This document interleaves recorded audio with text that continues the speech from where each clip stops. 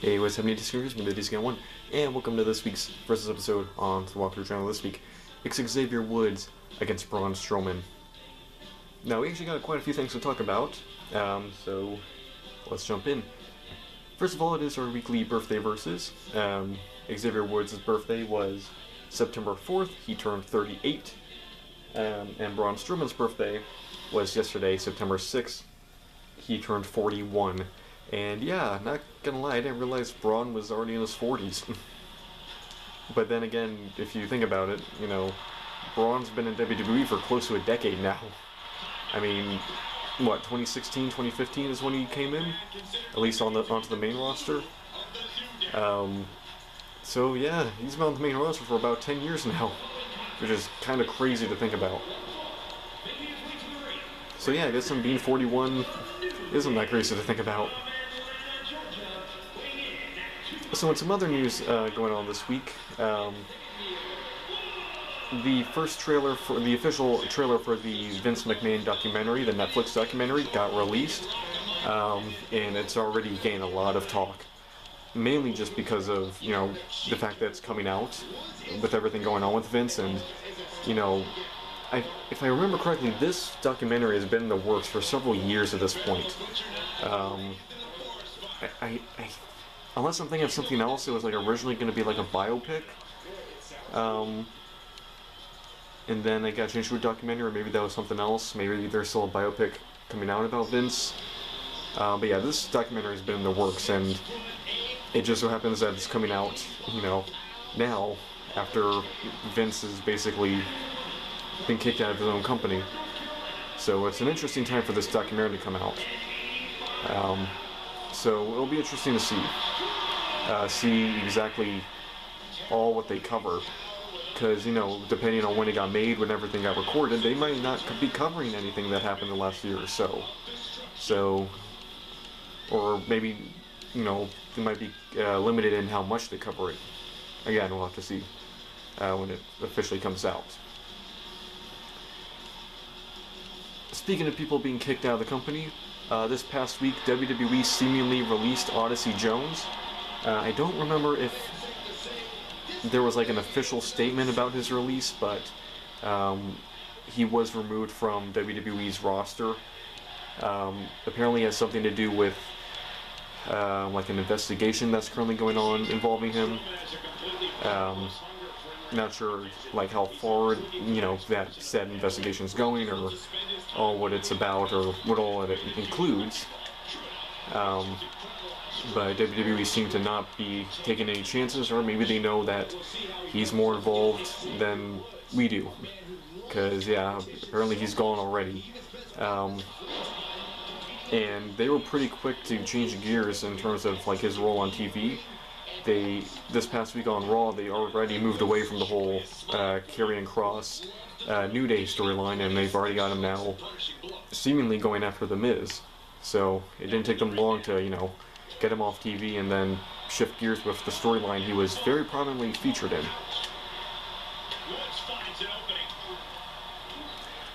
But we're jumping ahead a little bit, so before getting into Raw, let's first cover Bash in Berlin, because there's some stuff to talk about in that. So, in Bash in Berlin, Cody Rhodes beat Kevin Owens to retain the undisputed heavyweight title in the opening match of the night, which I thought was kind of interesting that the WWE World title match was the opening match. Now, I get Gunther going on last, that makes sense, but yeah, you'd think Cody would be, you know, at least second to last, or third to last, not the opening match.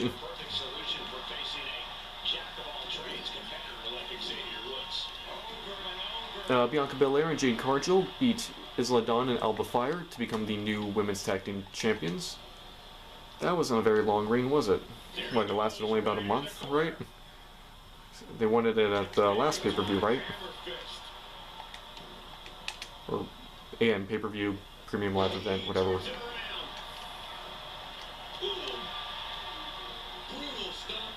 CM Punk beat Drew McIntyre in a strap match, which was a very good, hard-hitting match. These strap matches are kind of weird, especially the way WWE does them, where you have to tap the corners.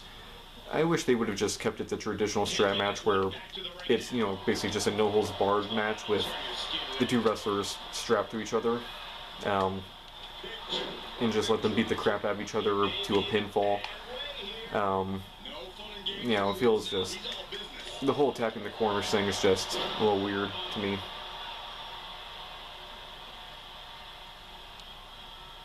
Rhea Ripley and Damian Priest beat Liv Morgan and Dominic Mysterio, which, yeah, we all saw that coming. That was no surprise. Oh, here we go.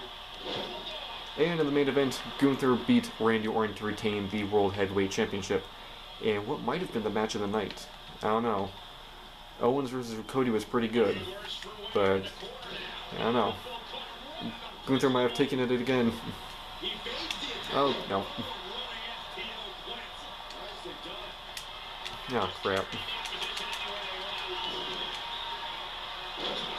So moving on to Raw, Raw began with a segment involving Rhea Ripley, Damian Priest, and the Judgment Day, which basically ended with Priest and Rhea Ripley scaring off the Judgment Day, chasing them off, but Rhea Ripley getting her legs caught on the rope and seemingly injured.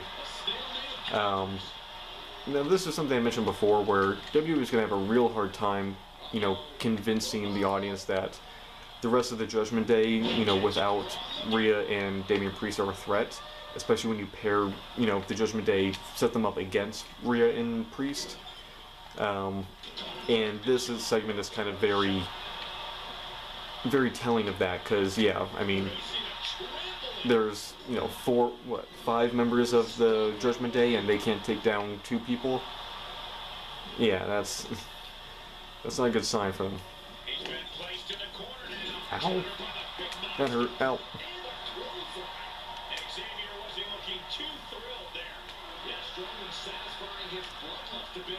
The Creed brothers and Ivy Nile beat Akira Tozawa, Otis, and Maxine Dupree. Ow. That hurt. That hurt bad. Help.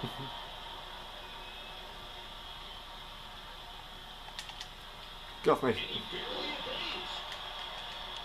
Okay, go to the top. Incoming!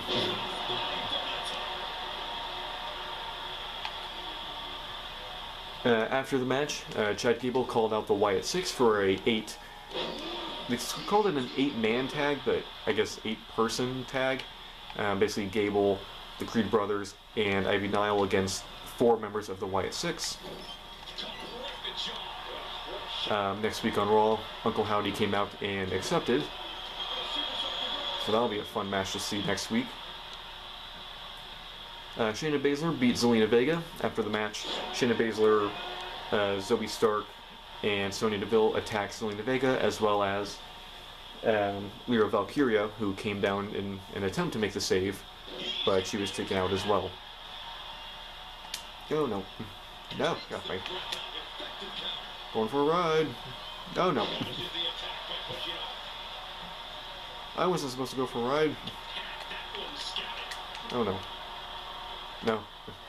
No. Ow.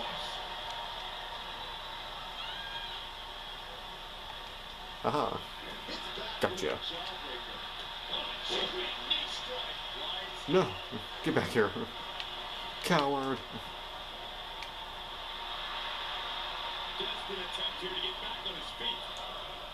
CM Punk came out for a promo where he challenged Gunther for a shot at the World Heavyweight Championship. Drew McIntyre then attacked CM Punk and bloodied him, and Punk ended up getting carried out on a stretcher. So, seems to be a clear reminder that their feud is not quite over just yet, and probably won't be for another month.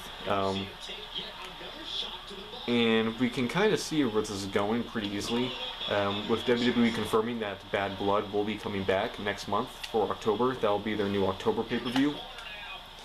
It seems pretty safe to assume that CM Punk and Drew McIntyre are going to have a Hell in a Cell match at Bad Blood, which is a perfect match and a perfect pay-per-view for that match to happen, for this rivalry. So I'm totally fine with this feud going on for another month. As long as it doesn't get too repetitive, which was something they started running into in the past couple weeks leading up to this match, where you know, it was just confrontation after confrontation, promo after promo, with not a lot of physicality or really nothing beyond just kind of, you know, promos and like backstage brawls, that kind of thing. So they gotta be careful, I feel, with not falling into that too often in the next month. Cool, around the back. Oop. He's charging up. Charging up. Ooh. Yeah. Alright, going to the top. Alright, now use your resiliency to kick out. Come on, kick out. There you go. Now he doesn't have his resiliency anymore. Everything's coming together. There was next match for the show on Raw was a triple threat and the Intercontinental Title Tournament, which saw Dragunov face Dominic Mysterio and Dragon Lee. Damian Priest came out and attacked Dominic Mysterio and Carlito, who was at ringside. Once again, continuing this thing that the Judgment Day cannot take down this one guy, no matter how many numbers they got on him. Anyway, Dragunov was able to win the match and advance in the tournament for the number one contendership for the IC title.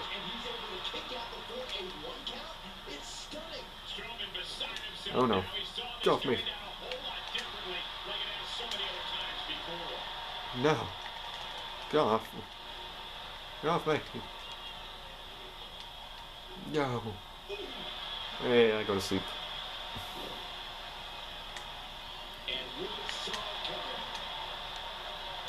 No. Alba Fire and Isla Dawn beat Kairi Sane and Io Sky to become the new number one contenders for the women's tag team titles, which seems pretty quick considering that they just lost them, 2 days before, that they're already the number one contenders again. I can't imagine them winning. I mean, they just lost them, and then, Bianca and Jade just won them, and then they lose them in their first offense. I don't see that happening. So, weird kind of decision to make them the number one contenders so quick.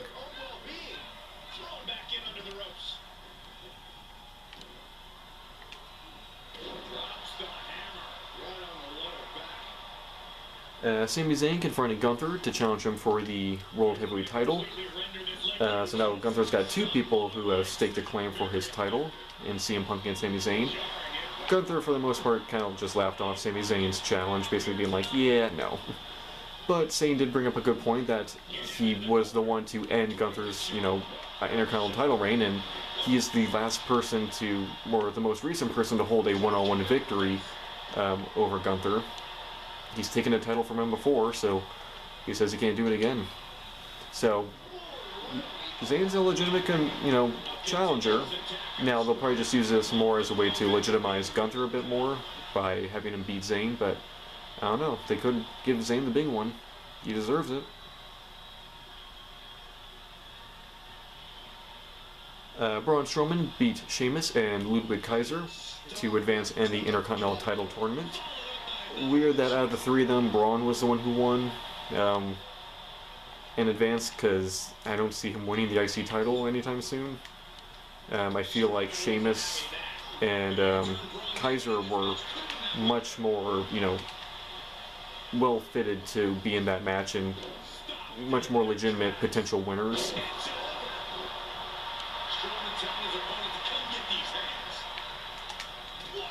Hiya. Alright, let's do this one more time.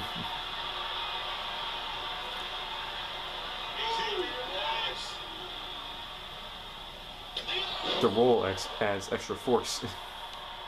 Of course. And in the main event, oh crap. That hurt. Ow. No, you don't.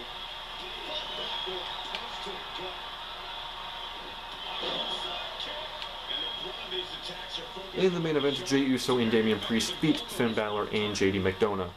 again, this thing of Judgment Day cannot get one over on Damian Priest or Rhea Ripley, no matter how many numbers of matches they have. So it's going to be a struggle for WWE to, make these guys legitimate, especially if they continue feuding with Priest and Rhea, which seems to be the case. And like I said before, with Bad Blood coming up, that might be a good place to have the blow-off feud, at least between Rhea and Liv. And not blow-off feud, blow-off match. Moving on to SmackDown, which was actually a pretty historic SmackDown, since it will be the last SmackDown on Fox, with SmackDown moving to USA next week. And with that move, WWE is going to have a lot more freedom, because they're not going to have to oblige to as many rules as they did on Fox, with it being cable TV. So it'll be interesting to see if WWE take advantage of that. Even more so when Raw goes to Netflix in a few months. So continuing with SmackDown, Bayley beat Tiffany Stratton. Giovanni Vinci made his return after weeks of hype and lost in like 5 seconds to Apollo Crews, who rolled him up immediately. Literally, the match barely even got started. There was no match. There was one move. It was a roll-up. So I don't know what the plan was, if something went wrong, if Vinci was hurt or something. But I don't know what was going on with that. Unless they're going to turn this into what they did with, who was it, Eva Marie? Where they basically make a big deal of her having a match and then it ends before it even begins. Yeah, I hope they don't do that to him. Kevin Owens beat Grayson Waller and Austin Theory in a triple threat, which was basically more a handicap match for the majority of it, although there was some tension at the end with Waller and Theory getting upset at each other, basically over who was going to get the pin and get the win by that extent. After the match, Grayson Waller and Austin Theory then attacked Kevin Owens, so they're promising not to be too serious, or at least they have a common enemy to distract them from it. Chelsea Green beat Mia Yim in what was a pretty good match. And in the main event was a 8-man tag with the Bloodline beating #DIY and the Street Profits in what was a pretty crazy match. I mean, when you got 8 guys who are as diverse in ring styles and who are as athletic as those 8, it's a fun match. So that does it for me this week. Hope you guys enjoyed. Make sure to like, comment, subscribe. Let me know in the comments below what you guys thought of Bash in Berlin and Raw and SmackDown. And what are your thoughts on the Vince McMahon documentary trailer? And your thoughts on SmackDown moving to USA? Are you excited for the new changes? Or are you kind of hesitantly optimistic? Let me know. So yeah, stay tuned for next week for next week's Versus. And next week where we continue our Disney Infinity 2.0 walkthrough. Hope you guys enjoyed. Guy01 and Xavier Woods signing out. Bye guys.